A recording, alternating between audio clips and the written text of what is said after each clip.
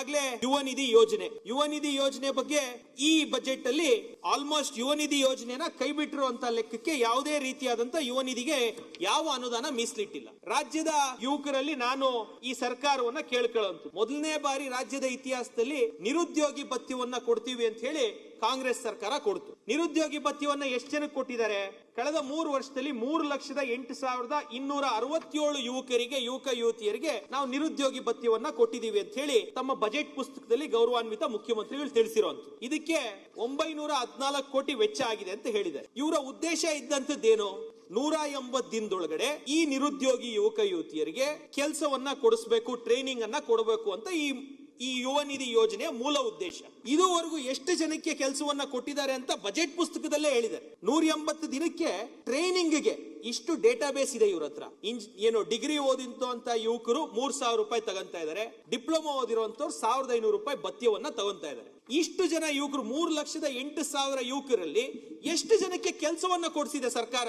ಅದನ್ನ ನೋಡಿದ್ರೆ ಇದೇ ಬಜೆಟ್ ಪುಸ್ತಕದಲ್ಲಿ ಹೇಳ್ತಾರೆ, ಉದ್ಯೋಗ ಮೇಳಗಳನ್ನ ಆಯೋಜಿಸಿ 1.1 ಲಕ್ಷ ಕೋಟಿ ಯುವಕರನ್ನ ಭಾಗವಹಿಸಿ ಕೇವಲ 19,863 ಯುವಕರಿಗೆ ನಾವು ಕೆಲಸವನ್ನ ಕೊಡಿಸಿದೀವಿ ಅಂತ ಹೇಳಿ ಇದೇ ಬಜೆಟ್ ಪುಸ್ತಕದಲ್ಲಿ ಹೇಳಿರುವಂತ. 3,08,000 ನಿರುದ್ಯೋಗಿ ಭತ್ಯೆ ಪಡಿತಿರುವಂತ ಯುವಕರಿಗೆ ಕೆಲಸ ಕೊಡಿಸ್ಲಿಕ್ಕೆ ಸ್ಕಿಲ್ ಡೆವಲಪ್ಮೆಂಟ್ ಇದೆ, ಯೂತ್ ಎಂಪವರ್ಮೆಂಟ್ ಇದೆ, ಐಟಿ ಸೆಕ್ಟರ್ ಇದೆ, ಮ್ಯಾನುಫ್ಯಾಕ್ಚರಿಂಗ್ ಸೆಕ್ಟರ್, ಇಂಡಸ್ಟ್ರಿಯಲ್ ಸೆಕ್ಟರ್ ಇದೆ, ಇಷ್ಟು ಪ್ಲಸ್ ಕಾರ್ಮಿಕ ಇಲಾಖೆ ಇದೆ. ಇಷ್ಟು ಸೆಕ್ಟರ್ ಗಳಿದ್ರು ಸಹ ಕೇವಲ 19,863 ಯುವಕರಿಗೆ ಇದರಲ್ಲಿ ನಿರುದ್ಯೋಗಿಗಳಿಗೆ ಕೆಲಸವನ್ನ ಕೊಡಿಸಿರುವಂತದ್ದು ಈ ಸರ್ಕಾರದ ಸಾಧನೆ. ಇನ್ನ ಪ್ರೈವೇಟ್ ಕೆಲಸಗಳು ಬಿಟ್ಟು ನಮ್ಮ ಗವರ್ಮೆಂಟ್ ಕೆಲಸಗಳ ಬಗ್ಗೆ ಈ ಬಜೆಟ್ ಅಲ್ಲೂ ಮತ್ತೆ ಯುವಕರ ಪರವಾಗಿ 56,432 ಸರ್ಕಾರಿ ಹುದ್ದೆಗಳನ್ನ ಭರ್ತಿ ಮಾಡ್ತೀವಿ ಅಂತ ಮುಖ್ಯಮಂತ್ರಿಗಳು ತಿಳಿಸಿದ್ದಾರೆ. ಸಭಾಧ್ಯಕ್ಷ, 2014ನೇ ಇಸ್ವಿಯಲ್ಲಿ ನಾನು ಸಹ ಗ್ರಾಜುಯೇಟ್ ಆಗಿದ್ದು. ಅವತ್ತು ನನಗೆ 21 ವರ್ಷ. 2026ನೇ ಇಸ್ವಿ ಇವತ್ತು ಬಂದು ಕೂತಿದೀವಿ. ಕೆಪಿಎಸ್ಸಿ ಬರೀಲಿಕ್ಕೆ ಎಷ್ಟು ಏಜ್ ಲಿಮಿಟೇಷನ್, ಒಂದು KAS ಆಫೀಸರ್ ಆಗ್ಲಿಕ್ಕೆ ಅಂತ ಹೇಳಿ ಏಜ್ ಲಿಮಿಟೇಷನ್ ನಾವು ನೋಡಿದ್ರೆ 21 ವರ್ಷದಿಂದ 35 ವರ್ಷದ ಯುವಕರು ಇವತ್ತು ಕೆಪಿಎಸ್ಸಿ ಅನ್ನ ಬರೀಬಹುದು. ಎಷ್ಟು ಅಟೆಂಪ್ಟ್ ಕೊಡ್ತಾರೆ?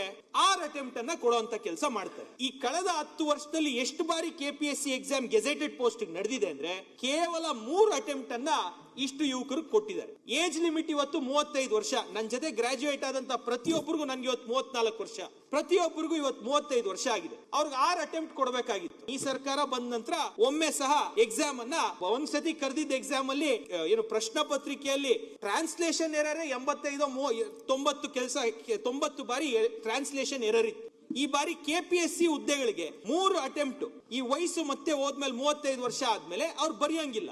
ಅವ್ರ ಎಲಿಜಿಬಿಲಿಟಿ ಇರುವಂತ 6 ಅಟೆಂಪ್ಟ್. ಯುವಕರು ಇವತ್ತು ಕೆಪಿಎಸ್ಸಿ ಬಗ್ಗೆ ಏನ್ ಮಾತಾಡ್ತಾ ಇದ್ದಾರೆ ಅನ್ನುವಂಥದ್ದು ಹಾದಿ ಬೀದಿಯಲ್ಲಿ ನಿಂತು ಇವತ್ತು ಪ್ರತಿಭಟನೆಗಳು ಇಳಿಯೋ ರೀತಿಯಲ್ಲಿ ಯುವಕರು ಬಂದು ನಿಂತಿದ್ದಾರೆ. ಕೆಪಿಎಸ್ಸಿ ಸಮಸ್ಯೆ, ಈ ಏಜ್ ರಿಲ್ಯಾಕ್ಸೇಷನ್ ಸಮಸ್ಯೆ, ವಿಶೇಷವಾಗಿ ಯುವಕರಿಗೆ 6 ಅಟೆಂಪ್ಟ್ ದೊರಕುವಂಥದ್ದು ಅವರ ಹಕ್ಕು.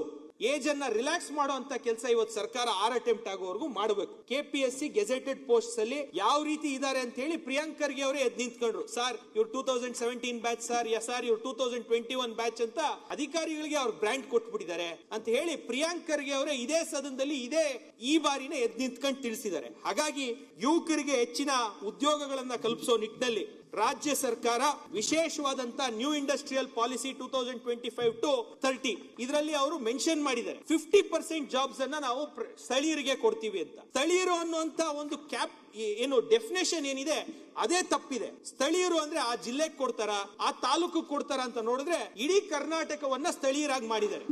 ಹಾಗಾಗಿ ಸ್ಥಳೀಯರಿಗೆ 50% ಅಲ್ಲದೆ 70% ರಾಜ್ಯದ ಜನತೆಗೆ, ಯುವಕರಿಗೆ 70% ಮ್ಯಾನುಫ್ಯಾಕ್ಚರಿಂಗ್ ಇಂಡಸ್ಟ್ರಿಯಲ್ಲಿ ಕೆಲಸಗಳನ್ನ ಬರೋ ರೀತಿಯಲ್ಲಿ ಕೊಡಬೇಕು. ಅದರಲ್ಲೂ ವಿಶೇಷವಾಗಿ ಸರ್ಕಾರಿ ಕಾಲೇಜುಗಳಲ್ಲಿ ಓದಿರುವಂತ, ಸರ್ಕಾರಿ ಡಿಗ್ರಿ ಕಾಲೇಜುಗಳಲ್ಲಿ ಓದ್ತಾ ಇರುವಂತ ಮಕ್ಕಳಿಗೆ ಮೊದಲನೇ ಆದ್ಯತೆಯನ್ನ KDB ಇಂಡಸ್ಟ್ರಿಯಲ್ ಏರಿಯಾಗಳಲ್ಲಿ ಸೆಟಪ್ ಮಾಡುವಂತ ಕಂಪನಿಗಳಲ್ಲಿ ಕೊಡಬೇಕು ಅಂತ